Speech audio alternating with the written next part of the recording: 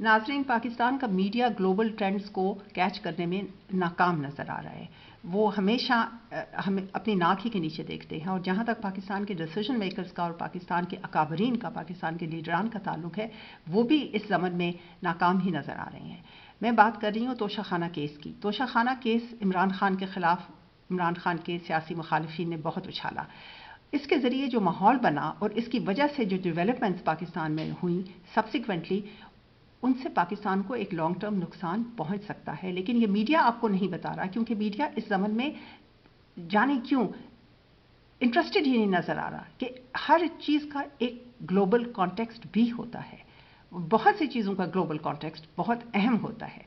अब नाजरीन, तोशाखाना केस के बाद पीटीआई ही के किसी रुकन ने जाके लाहौर हाई कोर्ट में एक दरख्वास्त दी कि 1947 से लेके अब तक जितने भी तोशाखाना से तहाइफ किसी ने लिए हैं, जिस भी लीडर ने लिए हैं, जिस भी हेड ऑफ स्टेट ने लिए हैं, उनके साथ क्या किया है, उसका सारे का सारा डेटा कोर्ट में दिया जाए और आवाम के सामने पब्लिक किया जाए। ये इमरान खान के कहने पर उन्होंने किया।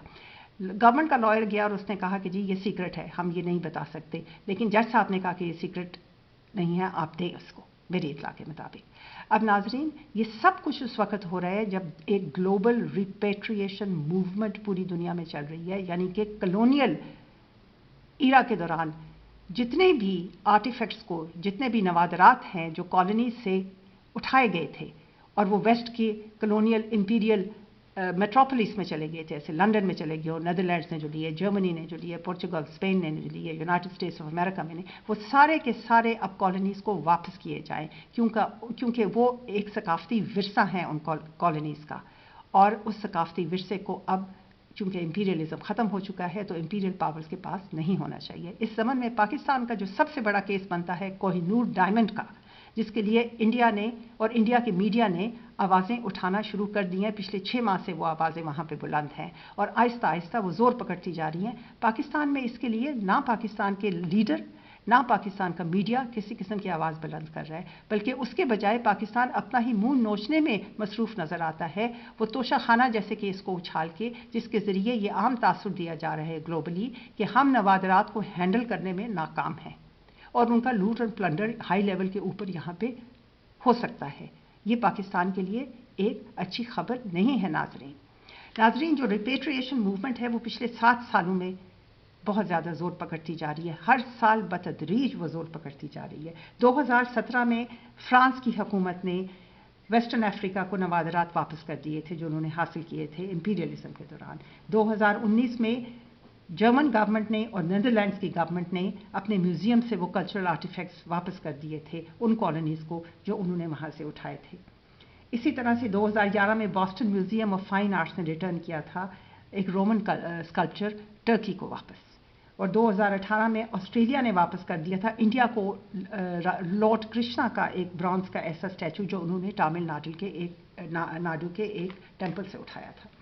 2020 में museum of Bible in Washington DC ने वापस कर दिया था 11,500 ऑब्जेक्ट्स इराक और इजिप्ट को, जो उन्होंने इराक और इजिप्ट से लूटे थे। तो अब पूरी दुनिया में जो हुकूमतें हैं, जो कलोनियल पोस्ट कलोनियल दुनिया में जो पोस्ट इंपीरियल गवर्नमेंट्स हैं, वो लीगल फ्रेमवर्क्स बना रही हैं रिपेट्रिएशन करने को। और रिपेट्रिएशन जो है वो अब एक मेन स्ट्रीम आर्ग्यूमेंट बनता जा रहा है उन हुकूमतों में भी। और जहाँ तक कोहिनूर डायमंड का ताल्लुक है नाजरीन, इसके वापस जाने के इम्कानात to the point of origin आहिस्ता आहिस्ता बढ़ते चले जा रहे हैं। इंडिया तो बहुत अरसे से कह रहा है कि हमें ये दिया जाए, लेकिन ब्रिटेन ने कभी इनको सीरियस नहीं लिया। लेकिन अब कुछ और ही मामला हैं, वो इस वजह से कि जो बरतानिया की रॉयल फैमिली है उसकी अपनी कदर कीमत बरतानवी लोगों के आगे आहिस्ता आहिस्ता कम होती जा रही है। बरतानिया की रॉयल फैमिली तो मेंटेन की गई थी, टैक्स पेयर के एक्सपेंस के ऊपर मेंटेन की गई है ताकि इससे वक़ार बुलंद हो बरतानिया का दुनिया में। लेकिन रॉयल फैमिली के बारे में अब ऐसे ऐसे स्कैंडल्स निकल रहे हैं, ऐसे ऐसे शगुफ़े निकल रही हैं और ऐसी ऐसी खबरें निकल रही हैं कि वो वक़ार बुलंद करने के बजाय एक सोर्स, एक हज़ीमत, ایک سبکی جو ہے وہ برطانیہ کی اس کے رائل فیملی کے ذریعے نکل رہی ہے. میگن مرکل کی جو باتیں ہیں اس سے، پرنس ہیری، اس سے پہلے وہ جو انڈین نرس تھی جس نے خودکشی کر لی کیونکہ اس کو اتنا ہراس کیا اس نے کیٹ مڈلٹن کے بارے میں، جب اس کا بچہ پیدا ہوا تھا تو اس نے کسی اسکیمر کی ٹیلی فون کال کو سمجھا کہ واقعی یہ رائل پیلس سے آئی ہے، اور اس نے کچھ ایسی بات کی جو کہ رائل پیلس کو پسند نہیں آئی، تو اس کو اتنا ہراس کیا کہ اس کو خودکشی کرنی پڑی. اس کے چھوٹے بچے تھے، وہ ماں ان سے چھن گئی. پھر لیڈی ڈایانا کا جو اسکینڈل تھا، لیڈی ڈایانا بہت پاپولر ہے، بہت پاپولر تھی اپنی زندگی میں برٹش عوام میں، اور پھر اس کی جو موت اور اس کے بعد جو اسکینڈل آیا کہ وہ حادثہ نہیں تھا، اس کو قتل کیا گیا. یعنی یہ سب چیزیں ملا جلا کے، اور پھر جو ایکسپینس ہے رائل فیملی کا، اور برطانیہ کے پاس نہ وہ اب رقم رہی ہے اس قسم کی، نہ وہ ان کی معاشی حالت رہی ہے کہ وہ اس ایکسپینس کو برداشت کر سکیں. تو وہ جو امپلوژن خود برٹش مونارکی کا ہوگا جس میں وہ ختم ہوگی، تو اس کے بعد ڈیفینیٹلی کوہ نور ڈائمنڈ کو کہاں جانا چاہیے، کیونکہ اب کراؤن میں تو وہ نہیں بیٹھا رہے گا. وہ بات پھر سیریسلی شروع ہوگی. جب وہ سیریسلی شروع ہوگی، انڈیا پہلے سے آگے ہے، پاکستان کی طرف سے آگے کوئی کیوں نہیں بڑھتا؟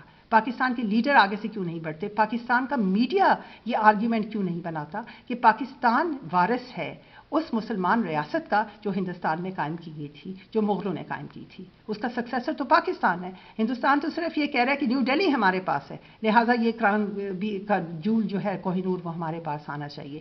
مگر کوہ نور کا نام اردو، عربک، پرشین ملا جلا کے اس میں تو کوئی ہندی یا سنسکرت کا نام بھی نہیں ہے.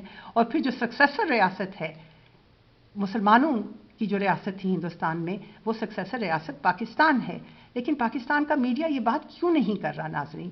یہ وہ سوال کیوں نہیں اٹھا رہے؟ وہ یہ ماحول کیوں نہیں بنا رہے؟ اور اس کے بجائے وہ توشہ خانہ کے کیس کو لے کے پاکستان کے اکابرین بھی اور میڈیا بھی اس طریقے سے اس کی تشہیر کیوں کر رہے ہیں کہ پاکستان کے لیے ایک انتہائی نیگیٹو ماحول جو ہے وہ ہو، جس کو کہ انڈیا استعمال کر سکے اور بولے آپ ان کو کیسے نوادرات دے سکتے ہیں. ان کے ہاں تو وہ ماحول ہی نہیں ہے کہ وہ نوادرات جو ہیں وہ کسی ایسے ہاتھ میں ہوں جو مضبوط ہاتھ ہوں گے. تو ہمارے لیے یہ اچھی بات نہیں ہے ناظرین.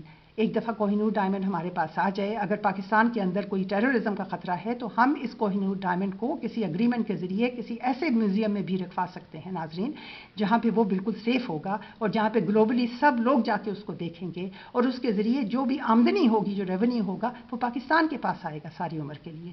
کوہ نور کے حاصل کرنے میں بہت سا معاشی فائدہ بھی ہے، ہماری ہیریٹیج ہے، لہٰذا اس میں ایک کلچرل اس کا ایک زاویہ بھی ہے جس میں ہماری انا، ہماری پریسٹیج اور ہمارے ثقافتی کریڈیبلٹی اور ہماری ثقافتی جسٹس کا بہت بڑا تعلق ہے جو ہونا چاہیے. لہٰذا ہم نے جب بھی، اور میری درخواست ہوگی اپنے لیڈران سے بھی اور اپنے میڈیا سے بھی، کہ جب توشہ خانہ کے بارے میں آپ گفتگو کریں یا اس قسم کی کوئی بھی آپ گفتگو کریں، اور پی ٹی آئی کا وہ رکن جس نے جا کے پٹیشن کر دی تھی لاہور ہائی کورٹ میں، میرے خیال میں 18 دسمبر 2022 کو، کہ 1947 سے لے کے اب تک کا سارا ریکارڈ جو ہے وہ عوام کے سامنے رکھا جائے، وہ پبلک کیا جائے کہ توشہ خانہ سے کس کس نے کیا تحائف لے کے ان کے ساتھ کیا کیا. یہ سب کچھ ناظرین نہ کریں، اپنا منہ نہ نوچیں. جس چیز میں پاکستان کی سبکی ہے اور اس کا لانگ ٹرم بینیفٹ نہیں ہے، اس کو صرف ایک دوسرے سے نفرت میں اس طرح مت اچھالیں کہ آخر میں نقصان پاکستان کا ہو.